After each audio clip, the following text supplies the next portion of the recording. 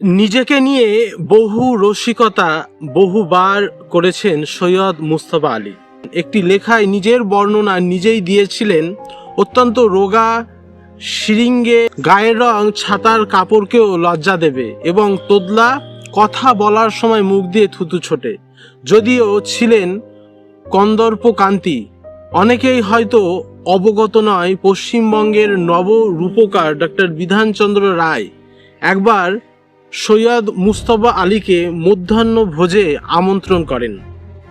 তারপর ভোজনের শেষে বিধান রায় আলী সাহেবকে পশ্চিমবঙ্গ সরকারের ডিরেক্টর অব পাবলিসিটি পদ গ্রহণের প্রস্তাব দেন। বলা বাহুল্য, সেই প্রস্তাবে তিনি সাড়া দেননি। দীর্ঘদিন এই বিষয়টি কেউ জানতেন না।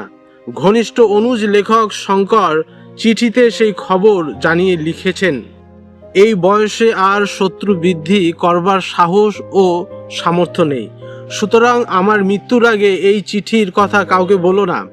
একবার দুঃখ করে তাকে বলেছিলেন, একটা লোক থাকে যেসব জায়গায় ছন্দপতন ঘটায়, আমি বোধহয় সেই রকম লোক। সেদিন বাইরে অকাল বর্ষণ শুরু হয়েছে, থামার আর কোনো লক্ষণ নেই।